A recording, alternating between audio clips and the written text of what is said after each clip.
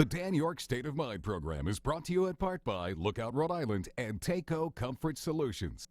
Good evening and welcome to my State of Mind. I am Dan Yorke. The small business economy in the state is just teetering with a winter in front of us that looks like it might be a challenge.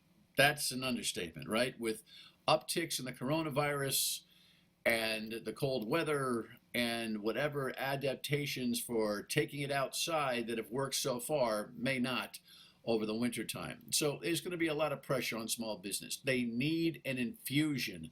And Lieutenant Governor Dan McKee has been encouraging the governor through a public letter to change her program for grant money to the state, economy, small businesses. So we'll talk about that this evening. First, though, as we record this program on Thursday morning for Thursday night, here's what 12 News reported about the governor's briefing yesterday.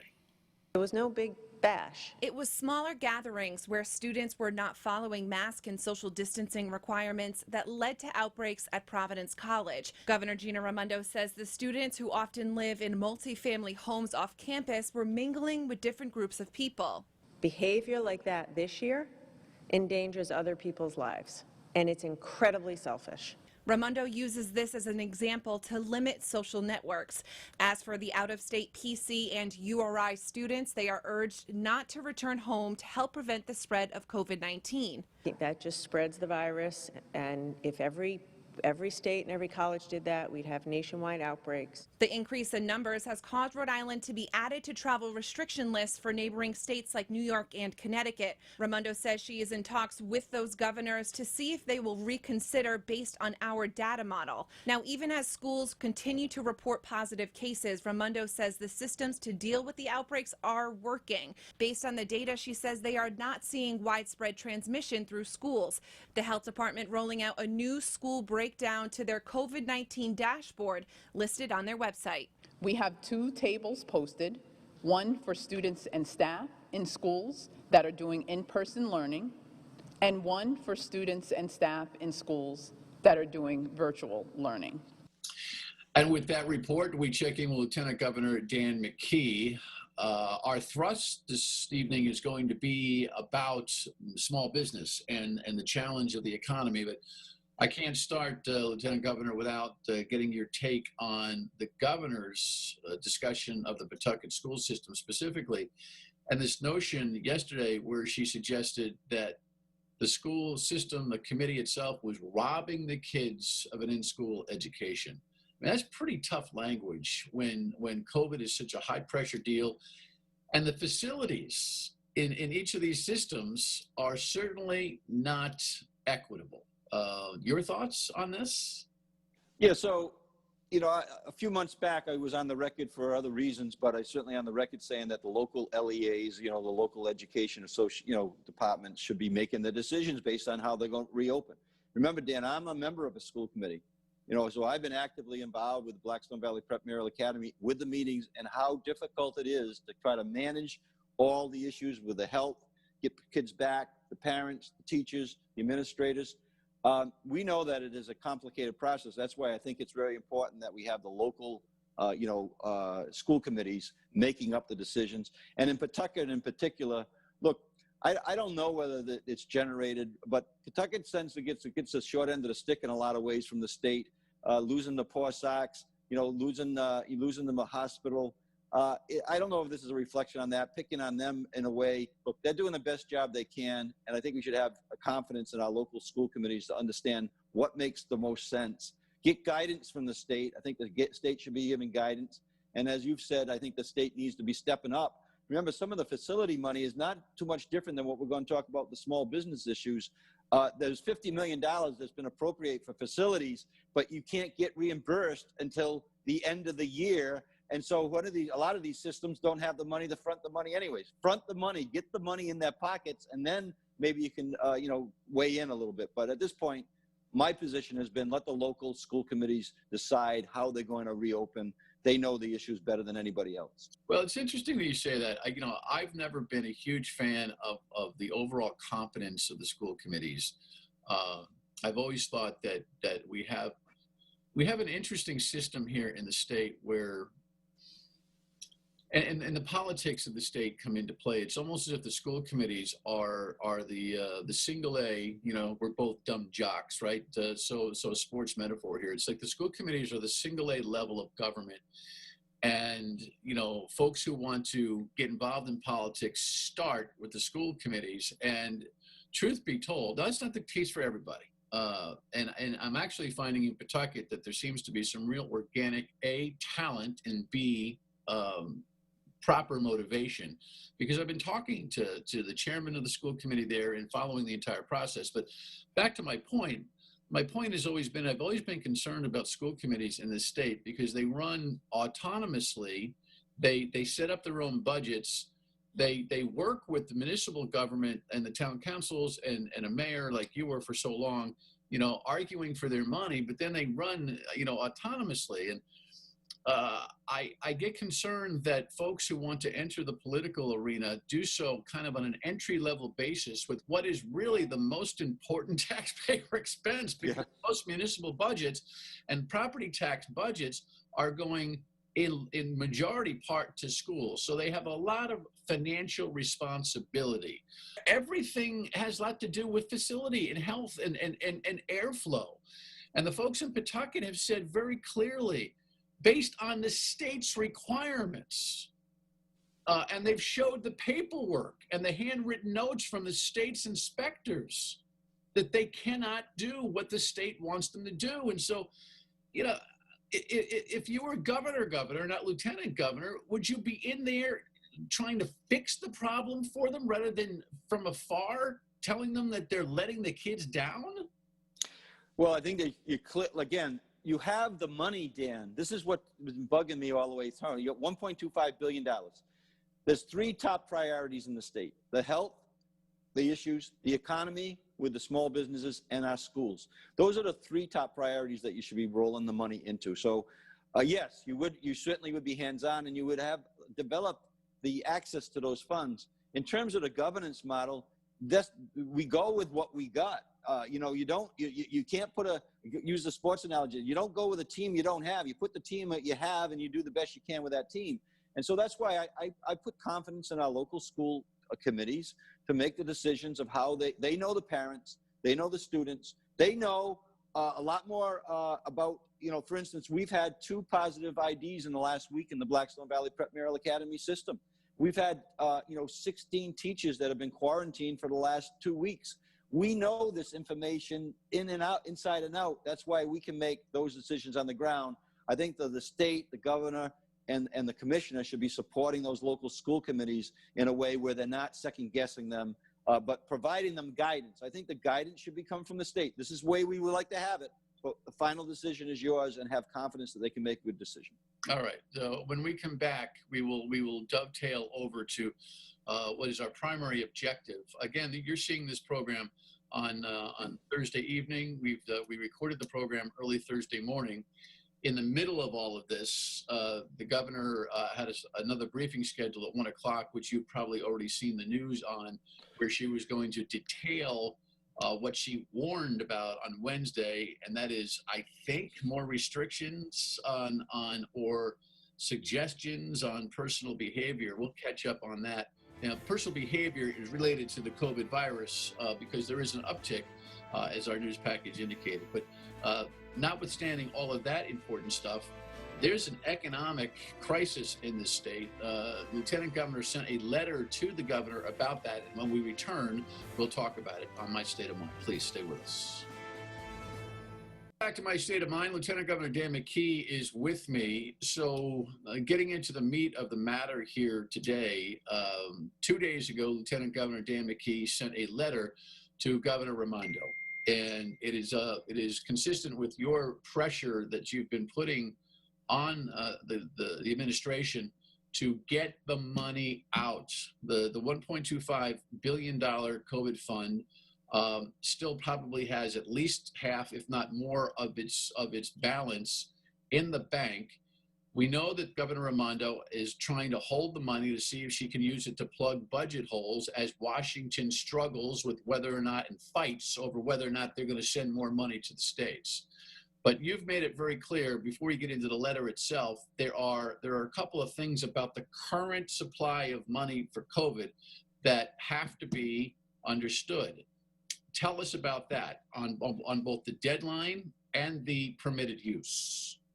Yeah, so the deadline says that we need to use the money. It can't just be allocated. It needs to be actually distributed out for the different requirements that covered by the guidelines. The whole 1.25 billion. Otherwise, you're going to give it back to Washington. So it's a use it or lose it, and that's one of the reasons I wrote the letter, Dan. There wasn't enough discussion going on about the urgencies of those deadlines. And just kind of thinking that somehow those are going to be extended, that's a huge risk. As far as plugging the hole in the budget, we've repeated it over and over again. The guidelines don't allow you to plug a hole in a budget. I think another major story that's going to be coming out is that we don't have an $800 million deficit right now. That deficit is closer to 350 to 400 million. That's going to be a major story that needs to stop being covered, because we can't make decisions based on an $800 million deficit. And then now, as far as the small business money goes, 50 million had been appropriated. Only 20% of that has been actually allocated, distributed to the small businesses. That's snail pace. Is that drip pace is not going to meet deadlines, and so we got to change the program so we can get the dollars out, because I think we need to put another $75 million in. These businesses need help, Dan. I'll just finish that. I've not started to be out publicly now for the last 3 weeks, going to community after community after community, meeting with 10, 12 businesses at a time, going to storefront to storefront. They are desperate for the funds, and yet we have the funds. It's not unlike what we just talked about the other segment about the schools. They're desperate for the funds to repair their schools or get them up to standard. These businesses are desperate to get the funds just to stay in business. All right, now you've got a solution, and we're going to talk about that in our next segment. You've got a solution for distribution. We'll get to that because I think it's its own conversation. But what you asked for in the letter, I think is very specific, and people need to know. Right now, the district, and again, folks, you need to understand, we have done a dozen shows on this during COVID season on both platforms, on the television and the radio. The lieutenant governor was engaged in the website that brought together the Small Business Coalition, and you back in the early spring, in the heat of this crisis, delivered an online petition signed by some 4,000 businesses to the governor, asking for that 10% of the $1.25 billion. Yep. She ignored it, and then, weeks later, under the pressure, came up with her own $50 million small business, intervention known as Rebuild RI. That's fine, whatever. She wanted ownership. She didn't want you involved. The politics be damned in this conversation, but that $50 million has more ribbons and bureaucracy and gum tied around it than Carter's Got Pills. And the $50 million that she finally allocated has, as you said, only coughed up 20% of there's $40 million sitting in that fund. Yep. And she's excited over the idea that 1,400 businesses got grants. Well, there are tens of thousands of businesses that are sitting there going, I don't qualify, or it's too cumbersome to do this. Now she has, under the pressure of your letter, where you asked for her to streamline the process, add the minimum from $2,000 to $5,000, and the maximum grant of $15,000 to $50,000. She came up with, because you can't do everything that you suggest, because that's just not right. Now it's $30,000. And there's another program that she's putting together where she wants to, if you adapt, this is through the Commerce Department and the Secretary, Stefan Pryor, if you are adapting your business due to COVID, there's an additional $1.8 million fund that you might be able to grab as much as $50,000. I had to laugh out loud. By the way, sorry about the sun here. This is Zoom television. What are you going to do? Yeah. That doesn't look too good either, but we'll get through this. Yes. The point, I know this is long-winded, but this is complicated. The idea that any business is not adapting, who's not adapting? Everybody's adapting. So tell me, explain as acutely as you can. Yeah. What is that you want her to do with the limits? Well, first of all, we want to increase the minimum to 5,000. Get it on a very streamlined pre-application strategy. So it's a 30 minute at most.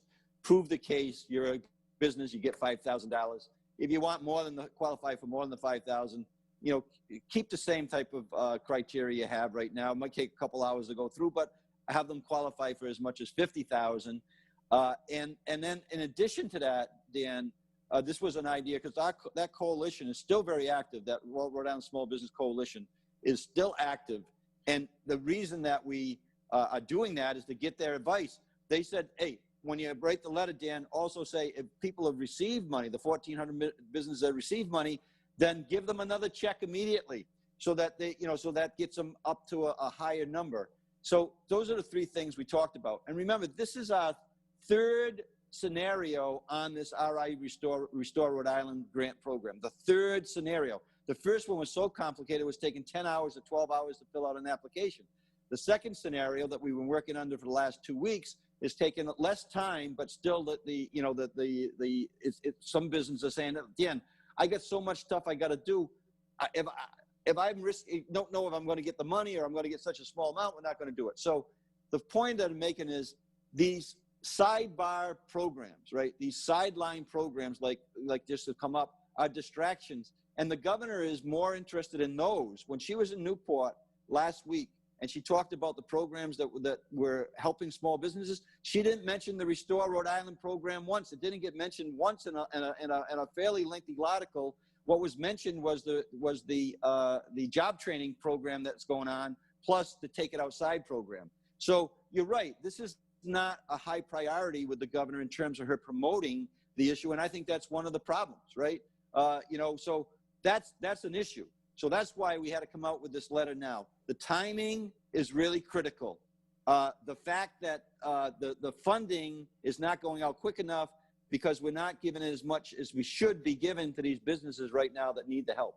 Some businesses I'm meeting right now, yesterday alone, 3 of the businesses I met with sidebarred with me and said, look, we're doing the best we can to adapt, as they all are, but we're very close to going out of business. We're very close to going bankrupt right now. Yet if they got $15,000, $20,000 right now, that's going to give them time to try to readjust their schedule. So this is why it's so critical to get that money out. All right, and then there's the distribution of the money. And when we come back, the idea that you've been pushing that may just be catching fire now. Be right back on My State of Mind, Lieutenant Governor Dan McKee. Welcome back to My State of Mind, Lieutenant Governor Dan McKee. So by the way, we should when we talk about Rhode Island small business and the need to send grant money in, this is not just some liberal giveaway idea. If we don't infuse the economy of small business and it all goes to what, there's no state government to hold up. This is really about infusing the economy. Yes, small businesses and will be able to be, each business might be benefiting.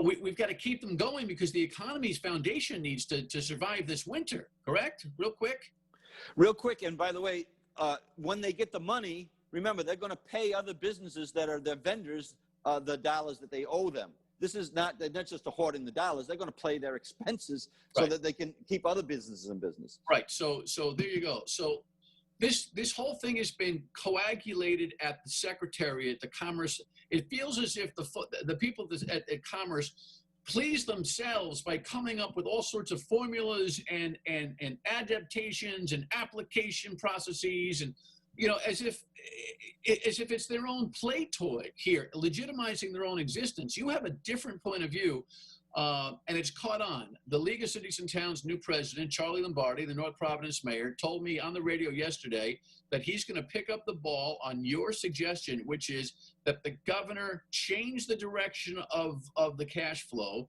and have local municipalities, local governments receive the money, divvy it up population-wise, prorated, send the money to the local governments and let them have the discretion on how to, because they have an intimate knowledge of their communities.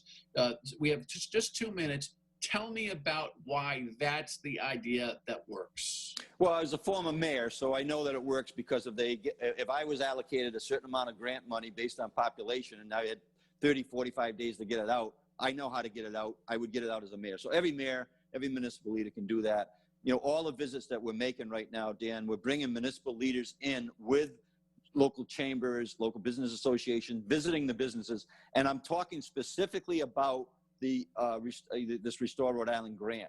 So we know that it can get out very quickly. Let the communities decide whether they want to allocate it or not. If they don't, then let the businesses deal with the state. But if they do, let's allocate it to them. It's not unlike what I just talked about with the school committees. We got to give local communities the respect that they deserve and the ability to get this stuff done. If we're serious about getting the money out, the quickest way to do it is with municipalities.